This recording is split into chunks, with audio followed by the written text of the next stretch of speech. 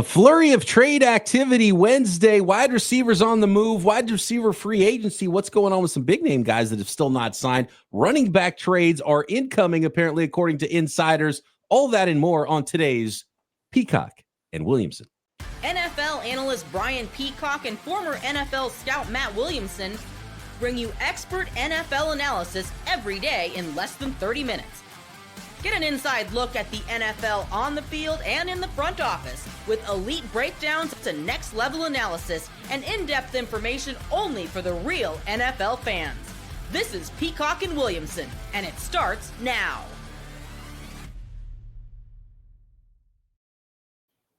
Welcome to the Peacock and Williamson NFL Show. Brian Peacock alongside Matt Williamson at BD Peacock at Williamson NFL. Thanks everybody for making us your first listen on the Locked On Podcast Network, your team every day. Our core audience, our everydayers out there, we love you. We appreciate you. And a lot of you still aren't even subscribed. So let's remedy that right now. Hit that subscribe button, please. Helps us out with the algorithm on YouTube or wherever you are listening to this podcast. And if you're new to the program, welcome. Yeah, sub up and let's hang out, talk ball every single day. It's what we do here on the Locked On Network. And we're getting close, 2 weeks away from tonight.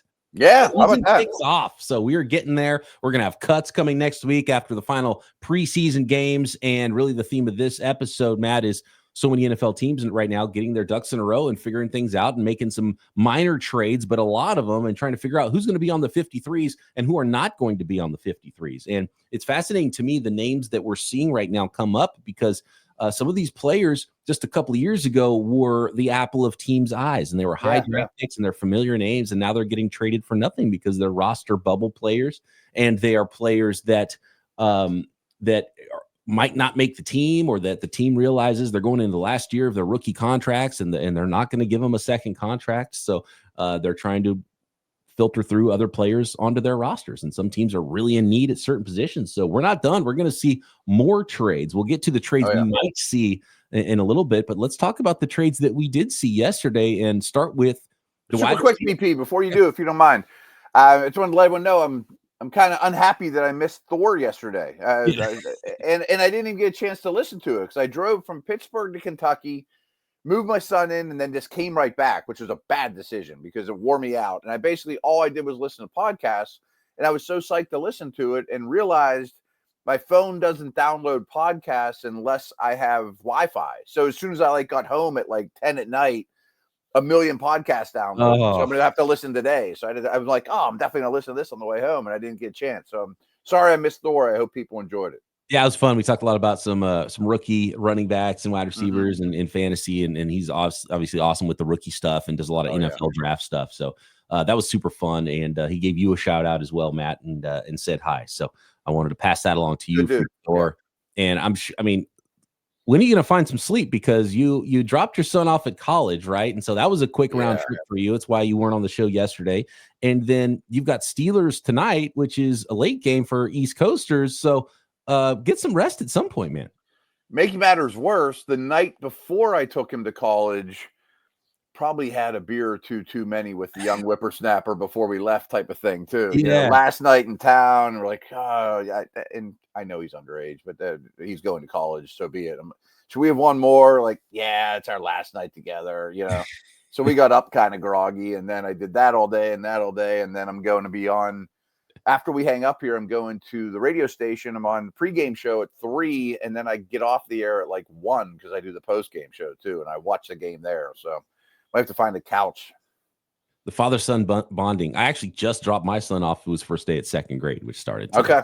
And man, it happens fast. So before you know it, I'll probably be driving him off to college somewhere. Dude, it was so sentimental. We pulled out at 7:30 a.m., drove right past the bus stop, and it was the first day of school. And there's all these tiny little kids out there, and he almost started crying. He remembered his first day of school at the stop sign when in his second grade, all the parents are down there with their coffee. Yeah. I'm taking them to Lexington, that was long. I remember those days. Yeah. Future NFL GM, no doubt. Right. The young Williams. Or bourbon connoisseur, or who knows. Seemed to enjoy night one in Lexington, though, from all the texts I got. Oh, fantastic. Let's talk trades. Already lost his wallet, though, knucklehead. But anyway. All right. Off to a great start in college, man. Come on. You're an adult now. Yeah, come on, Take man. care of yourself. Mom and dad aren't going to be around anymore. And I walked into his room after he left too, and it's like a bomb went off in there. I tried to avoid that room at all costs, and it did not get cleaned up. And now he's not going to be home until Thanksgiving, so I might choke him out. There you go. Anyway, let's talk trades and all the stuff going on. There's a flurry of activity. Yeah, flurry of activity. I think the biggest one was Devaughn Vele, which was kind of the surprising name that he's a player that came out of nowhere for Sean Payton's Broncos and had played a really important role for the team last year and is now on his way to the New Orleans Saints. And the Saints paid for a young receiver. And to be honest with you, we can have a longer conversation about the Saints as well. But the Broncos traded wide receiver Devaughn Vele to the Saints for a 4th-round pick and a 7th-round pick. So that's it's a nice return for the Broncos, who have a pretty deep group of wide receivers now, and it probably says a lot about and it's been great reports for the young receivers on that roster. Obviously, Cortland Sutton, right, with the Broncos, and so from the Broncos, Mims and Franklin and Bryant, trade makes a ton of sense, and I think Troy Franklin could be in for a nice big sophomore season there as that speed downfield outside receiver that is going to be necessary in that offense, with where Cortland Sutton does his work, and then Pat Bryant's going to be that probably power slot player that Sean Payton loves to have. Clearly, they like him because they drafted him in the 3rd round this year. So that made Devaughn Vele expendable. He heads to the Saints for a 4th and a 7th round pick, which is a nice return for the Saints, who basically get a free 4th round pick and got a nice little player in the interim he was a 7th round guy, right? Yeah, I mean, basically just leveled up. I had a really good conversation with Marcus Mosher about an hour ago about this, and obviously it was a dynasty perspective, a fantasy perspective, but we said the same thing, that those wide receivers not named Cortland Sutton must be pretty high on Sean Payton's, Mims did a lot of stuff. Bryant was kind of a surprise pick, but I see it. And I'm sure they liked Vele, but if he's 5th on the depth chart and you can turn him into a 4th round pick, great. I mean, I think that makes all the sense in the world. What we didn't understand is I make this joke over and over and over, but the Saints think it's always Mardi Gras and they don't care about the hangover. Keep every pick you can. I mean, don't be trading 4th round picks for things. You're not in a win now situation at all. Would you not right now today bet that 4th round pick is the first pick in the 4th round? Like, we're talking about pick number 101, basically. Right. Nearly a top 100 pick. Right. And for the Broncos, for a guy that they're not even going to really use, that's a gold mine. And they threw a 7th in for fun. I'm like, I know that's nothing, but 4th wasn't enough. I mean, I can't imagine that conversation going that way. And Marcus brought this up, and I do think maybe there's a possibility another shoe drops, because people forget they have Brandon Cooks. They do have Shaheed. They have Olave. Could Olave be on the move to the Steelers? I don't know. I mean, I've been joking about that, but I just don't understand the Saints' perspective on this. He's a fine player, but I'm sure he's worth a 4th round pick, and you need everything else. Well, look, and we talked a little bit about this off the air. We could probably do an entire episode and go through it. And the batting average for the New Orleans Saints over the last 5 years, you could add some teams like, the Cleveland Browns, and you just look at the moves that they make. And the batting average of you and I responding to those moves with what are they doing? Is it a hit or a swing and a miss move? And their batting averages are not high. I cannot get into the mind of the New Orleans Saints. Don't over and over. They're doing. I like Devaughn Vele. He's a fine player. It was a weird fit, a weird team. It's a pick that you should probably keep and develop your own talent for what's next for the Saints, who, by the way, we still don't know who their starting quarterback is. Yeah, he's the only team that has not yet named them, but I don't think it's going to be Drew Brees level play, and if they Drew Brees and they went all in on and that's not all in, but if you make an aggressive move like that to help win the Super Bowl, sure. But if you go from the 1st pick to the 3rd pick, is it really worth it? I don't know. And by the way, some familiarity there with Sean Payton, Broncos, and the Saints as well. So maybe absolutely knows the GM well. I know a team that will overpay for something. That's right. Remember, we had Marquise Colston. He's just like him. Yeah, but the guy that coached Marquise Colston just traded him. I mean, if he was Marquise Colston, he would have kept him. That's what Pat Bryant said. Yeah. So a strength and weakness, I think, of our podcast is we spin things back to our teams. And I think if you're a Jets fan, a Bears fan, I hope you look at it through the same lens of you just know one team super well. It just kind of brings a different perspective. But like the Niners just made a trade for a receiver, and I would rather have Vele than Skyy Moore. But would you have given him a 4th round pick for him? I think that's the exact response. It's like, Yeah, well, I would probably rather have some other players around the NFL. And I'm sure you're dealing with this with Steelers fans and a lot of teams out there. Actually, Thor is a Minnesota guy, right? And Viking guy, he's like, well, I'm kind of glad these moves Thor happen. the Viking is not a coincidence, I don't think. Right, exactly. and Thor's response to those trades were like, this is good for the Vikings because those aren't the moves that I would made. I wouldn't mind paying for a guy. I would like to have a player better than Skyy Moore. I wouldn't have paid the price for Devaughn Vele, but now there's 2 teams that are out of the mix for the guy that we are going to actually trade for. That's actually a spin I'm about to do in the preseason or in the pregame show for the Steelers. Right. And like, I don't know if Olave is available, but that's the kind of move I would make for the Steelers, not a Vele Skyy Moore move, you know? To be honest with you, and the exact same Vele move would have made a lot more sense for the Steelers than it did for the Saints. For a 6th round pick. Not right, or even for a 4th, you know, right. It's a little bit later. I would understand it, right? A different mode for a 4th round pick if you get a starting caliber player. It's pretty good. I mean, that's okay. And he's cheap and he's young, right? And so, but for the Saints, it makes a little bit less sense. Let's talk that 49ers trade for Skyy Moore. Tons of injuries in San Francisco, and Diana Racina reporting that there are more trades incoming in the NFL. We'll get to all the movement from yesterday and some more news and some of your mailbag questions next. It's almost here, 2 weeks from kickoff. We've got one more preseason game. That means all of your fantasy leagues are drafting and almost there. Fantasy football season is back, and this year Yahoo Fantasy is turning things up with a fantasy football experience like never before. I'm playing Yahoo Fantasy, always have.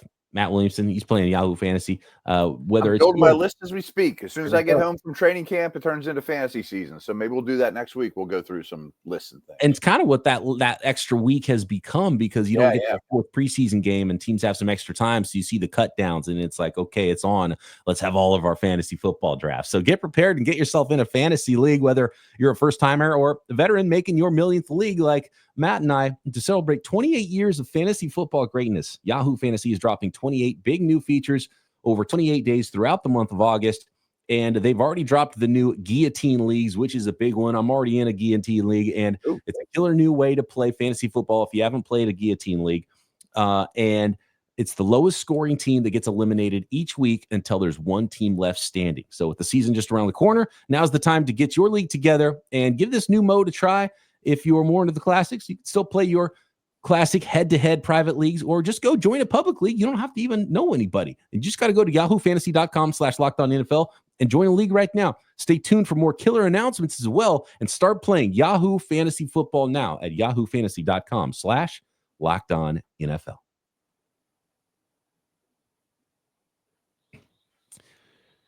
Skyy Moore is now a San Francisco 49er, and this is one of those trades I love because it is the bare minimum you can trade this day and age in the NFL as far as draft picks go. It's essentially the next step up from free, right? This is the dollar, the 99-cent store.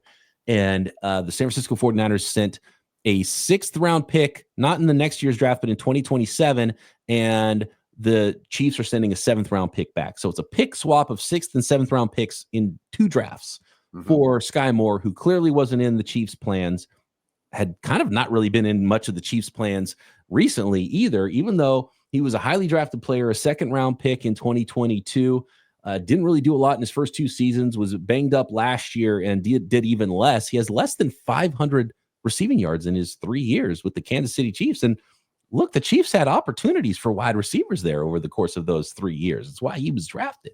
So Skyy Moore on his way to San Francisco, and he's still a talented player. We'll see if Kyle Shanahan can get something out of Skyy Moore.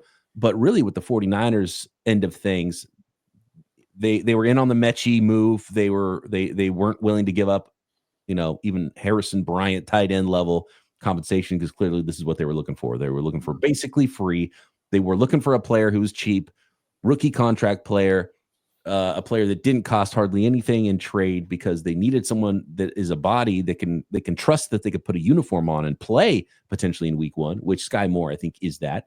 Give you some special teams versatility. He had a or a punt return for a touchdown just a few days ago in the last preseason game for KC. And, but also someone that they might have to cut midseason because they've got so many. Russell Gage is injured now. Yeah. And he was the guy that was looking good in camp. Also yesterday, the news that Demarcus Robinson, which was expected, he was going to get that 3-game suspension. And so Brandon Ayuk, ACL, he's out at least 6 weeks to start the year. You have Juwan Jennings, who wants a new contract and also has this calf thing going on. So he hasn't been practicing. So really, it's been Ricky Pearsall and just a rotating group of injured players, young players, veterans, and anybody they hope to kind of step up has been hurt. Cowing, 4th rounder last year. Jordan Watkins, 4th rounder this year, both injured as well. Like ridiculous amount of soft tissue injuries. And a lot of these injuries aren't long-term stuff. So, week 6, you might have Pearsall and Juwan Jennings and Demarcus Robinson and Brandon Ayuk coming back. So you don't really need anybody, which is why the 49ers weren't willing to spend a lot to bring a player in.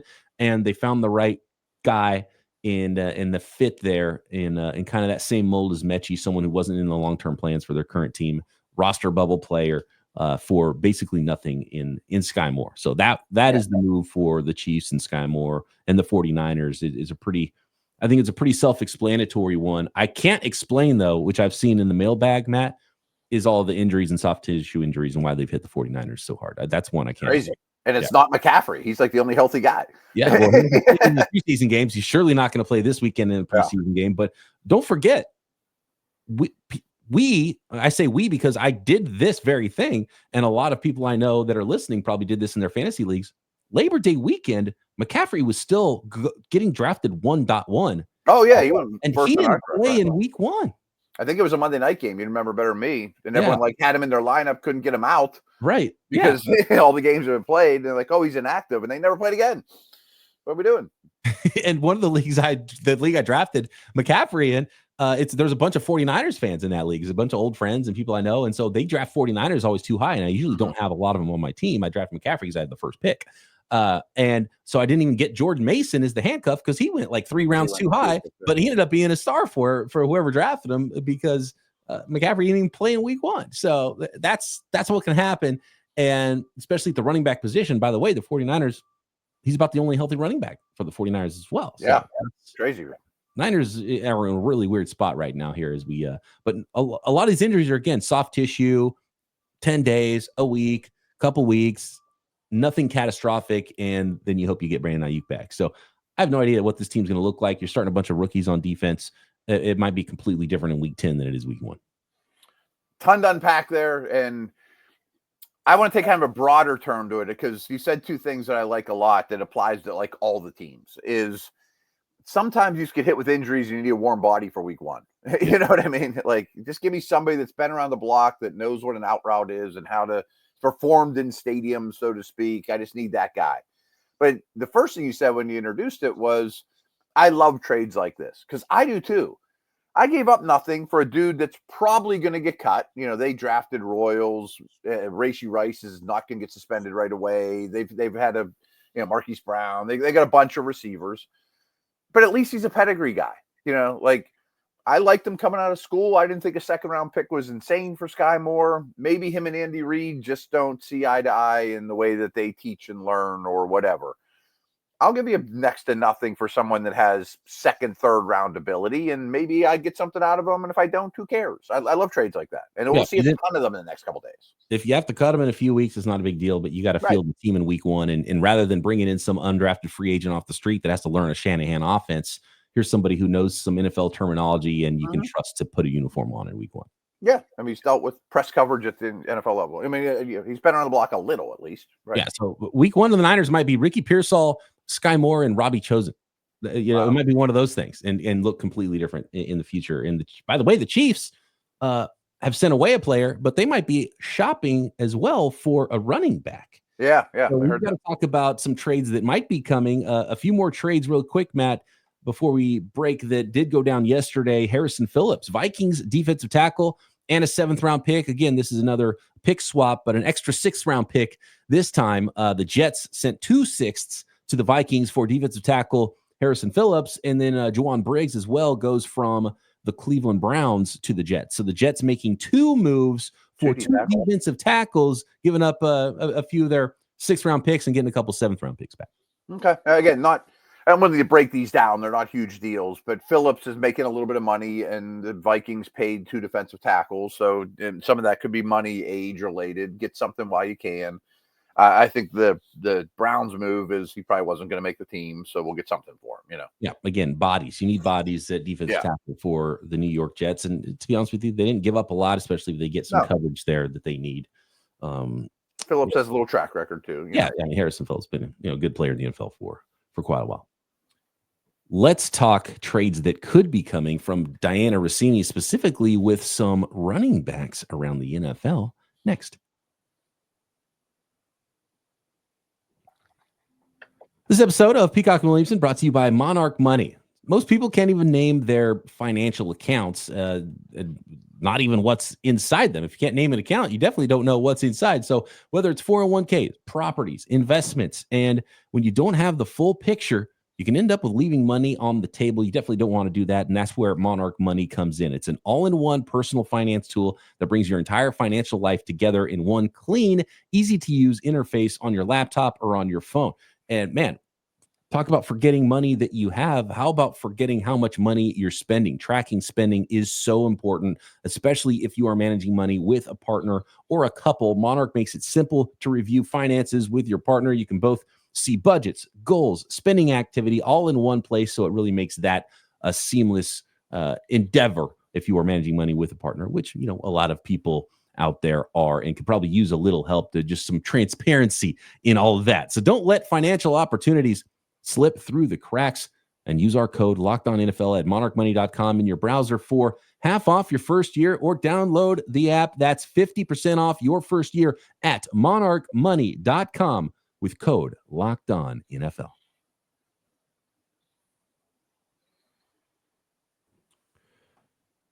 So according to Diana Rossini, we are not done with the trade market right now, and a lot of teams trying to figure out a lot of positions.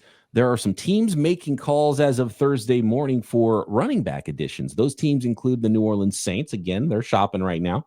The Cleveland Browns and the Kansas City Chiefs, and it's probably some other names, other teams that you could name in this that might be able to use a running back. And the question is, who's going to be available? And again, probably the names, familiar names from a few years ago that might not be in the long-term plans for those teams. It sure looks like Brian Robinson's on the move, and we talked about that a couple days ago, and I don't think he's going to make the team. I mentioned that Locked On Dynasty episode I was recorded. We were talking about, hadn't seen the Rossini report when we recorded it, but immediately thought, could he end up like with Dallas? I know it's in the division, or the Bears. Is there Thunder to Swift's Lightning type of thing? But those 3 teams you mentioned all make sense. Judkins is very much up in the air. I've been hypothetical forever. If I were the Chiefs, I would go after Alvin Kamara. And I've said that for like 3 years, talking about going back a full circle with the Saints. I mean, imagine what a dynamic player like him would do on a team like that. I think Etienne could be on the move. I think Breece Hall could be on the move. And definitely some Brian Robinson for a 6th-round pick type guys, Yeah, Etienne's a name we've talked about a lot. I mean, it's funny because the Saints sounds like they're going the other direction. They're adding a running back to play with Alvin Kamara, I think, and they just re-upped Kamara too. So, right. Again, head scratcher. Right. They're in their own category of Brian Robinson Jr. is going to be on the move. We've talked a lot about Etienne. Kenneth Walker is another name I've heard out there potentially. Breece Hall is an interesting one because he was one of the budding star running backs in the NFL.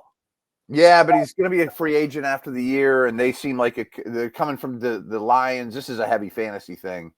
They've already really stressed the committee in a Lions-like fashion, and I think Hall wants a decent amount of money, probably wants like James Cook money, and I'm not sure they're going to do it, and Fields is going to run a ton, so should we use our money elsewhere as opposed to investing in a back now if we're only going to win 5 or 6 games this year anyway? Get something while you could.